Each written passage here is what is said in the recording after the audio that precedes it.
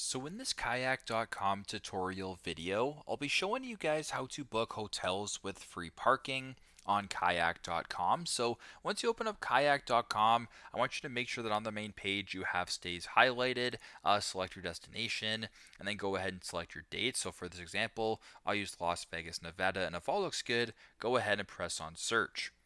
Once you're on the search page right here, I actually want you to go ahead to the top right here to where it says all filters. Now, if you were to go ahead and type in all filters right here, there's a ton of different things right here, but where you want to go ahead is press on freebies right here to get the drop down. Once you're here, I want you to make sure that free parking is selected.